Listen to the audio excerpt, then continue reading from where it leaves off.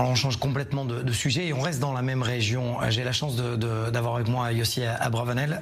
Je vous donne la parole dans un instant. Vous êtes le directeur adjoint de Elnet Israël. Pourquoi je vous donne la parole? Parce que vous étiez pour la première fois avec une délégation d'officiers plus exactement dans Gaza. Écoutez et on revient vers vous dans un instant. On vient de sortir du village suédois qui est le quartier plus au sud de Rafah, un quartier qui a été donné à l'origine par le gouvernement suédois, c'est pour ça que ça s'appelle le village suédois. C'est ici derrière nous, vous voyez au bout du corridor de Philadelphie. Le village suédois, c'est un des endroits, comme c'est sur la mer, où la contrebande d'armes qui arrivait par la mer venait amener les armes. Et c'est là où il y avait les dépôts de munitions du Hamas. Donc il y a eu une très grosse bataille des forces de défense d'Israël dans le village suédois parce que le Hamas voulait protéger les dépôts d'armes qui étaient arrivés par la mer.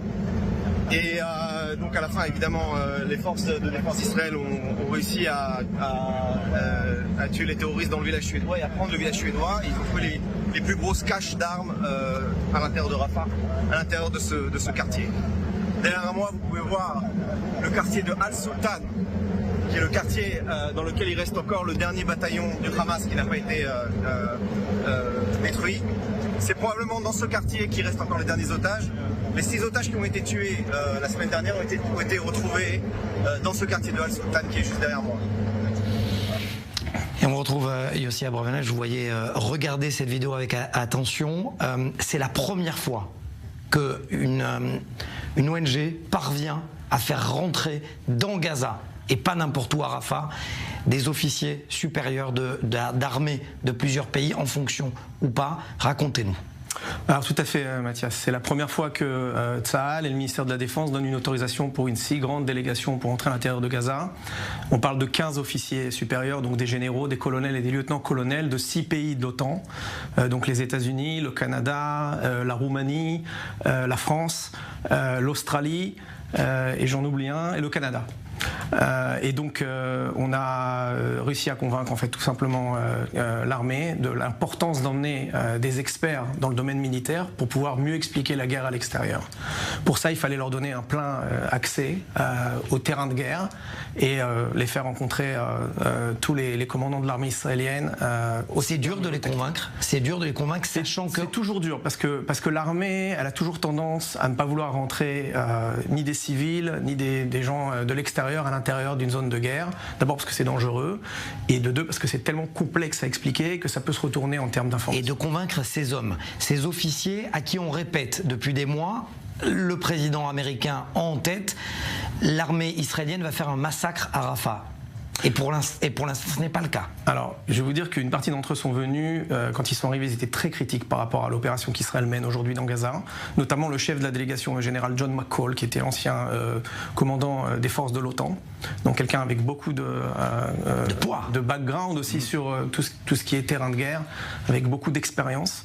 Et d'ailleurs, le général McCall a écrit aujourd'hui un article dans le Times, où justement il explique qu'il a changé d'avis parce qu'après ce qu'il a vu sur le terrain, après la rencontre avec les officiers de l'armée et les officiels du gouvernement, il a compris qu'en fait c'était tout à fait différent de ce qui est expliqué au monde. C'est-à-dire qu'aujourd'hui Israël est confronté à un terrain de guerre des plus compliqués.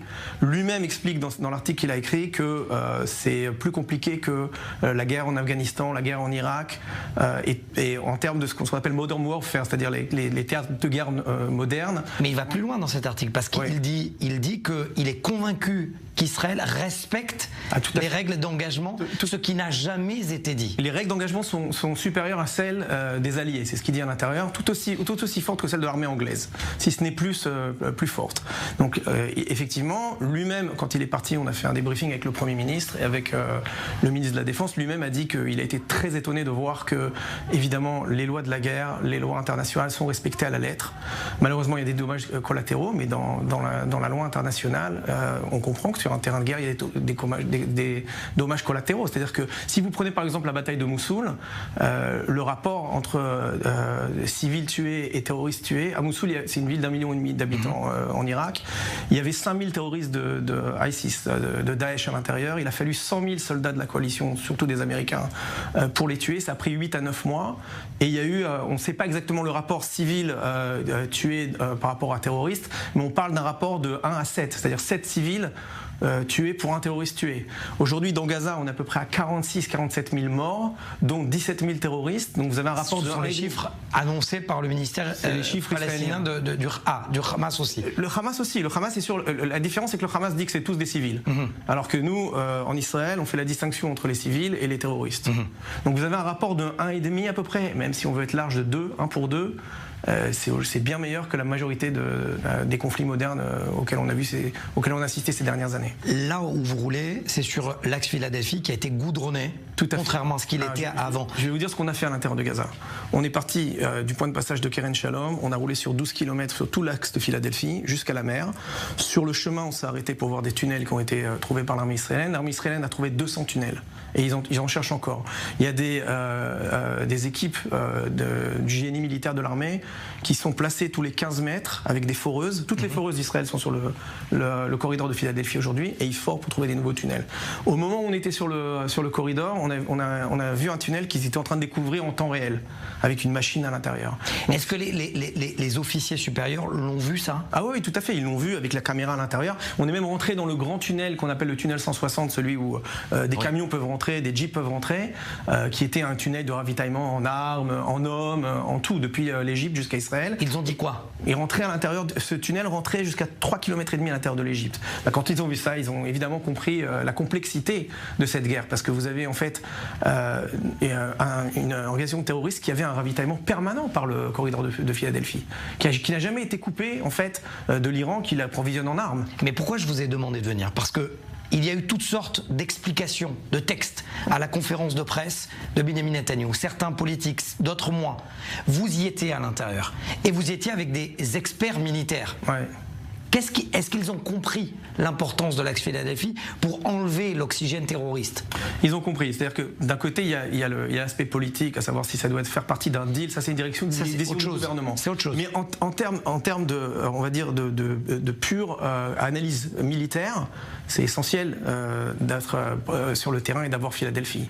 Parce qu'aujourd'hui, ça coupe complètement le ravitaillement du Hamas. Ils sont complètement déconnectés du ravitaillement extérieur. Ils sont asphyxiés aujourd'hui. Ils sont, je l'ai dit dans la vidéo, il reste un seul bataillon du Hamas à l'intérieur de Rafah. Je dois dire qu'on était très étonnés, parce qu'on pensait qu'il y avait énormément de combats à l'intérieur de Rafah. L'armée israélienne a fait un travail fantastique. Elle a d'abord évacué tous les civils. Il n'y a plus un seul civil dans Rafah. Ils ont tous été évacués. Contrairement à ce que disait l'administration américaine. Tout à fait. Ils sont aujourd'hui à Al-Mawasi, qui est le camp de réfugiés, qui est au nord de Rafah. À l'intérieur de Rafah, vous avez aujourd'hui, je veux dire, le seul civil qu'on a vu, c'est un âne qui marchait qui déambulait dans les rues. Vous avez uniquement des terroristes. Et les terroristes sont aujourd'hui regroupés dans le quartier de Tal al-Sultan, qui est le seul quartier où il reste encore un bataillon du Hamas qui est encore en activité. Là où ont été plus ou moins... exactement, là on a trouvé les corps. Lâchement assassinés les otages. Donc tactiquement, la bonne nouvelle, c'est qu'on est en train de gagner cette guerre. Évidemment, on a le problème des otages, qui est un problème terrible, parce qu'il n'y a pas vraiment de solution miracle. À part évidemment un deal ou un sauvetage, mais le sauvetage n'est pas très probable, en tout cas pas pour tous les otages qui sont encore vivants. Mais on va dire que tactiquement, ils sont acculés, ils sont à l'intérieur, ils devraient se rendre, on espère. Ce qui m'intéresse aussi, c'est de savoir la rencontre avec le Premier ministre, qui est décrié au niveau mondial, et le ministre de la Défense. Comment elle s'est passée? Alors avec le ministre de la Défense, c'était une rencontre très professionnelle, c'est-à-dire qu'on a parlé en fait des objectifs de la guerre, des challenges auxquels Israël est confronté, pas uniquement sur la frontière sud avec Gaza, mais aussi sur la frontière nord. Je ne peux pas divulguer tout ce qu'il y a à l'intérieur, mais en tout cas je peux vous dire que la prise de décision prend en compte tous les paramètres régionaux, d'une attaque au nord. Le gouvernement n'a pas fait les choses à la légère, en essayant de garder une guerre à faible intensité avec la frontière nord et pas rentrer dans une guerre totale pour pas enflammer toute la région. Donc il y a quand même des décisions qui ont été prises de manière on va dire, assez sensée jusqu'à maintenant. Et la rencontre avec Benjamin Netanyahu? La rencontre avec le Premier ministre nous a donné 1h15, ce qui est extrêmement rare dans l'agenda du Premier ministre. Lui, il était très intéressé d'abord de recueillir les impressions des officiers en tant que professionnels. Donc il les a écoutés. Il était aussi intéressé à savoir comment eux, en tant que professionnels, pouvaient nous aider ici en Israël à mieux expliquer la guerre. Ce qu'il en ressort, c'est qu'on va d'abord nous continuer à faire des délégations avec le bureau du Premier ministre de ce type-là. On va peut-être essayer d'amener aussi de la presse à l'intérieur, ce qui n'a pas été fait jusqu'à maintenant. On a essayé de convaincre le Premier ministre que c'était une bonne chose à faire. Mais évidemment, c'est encore très dangereux à l'intérieur.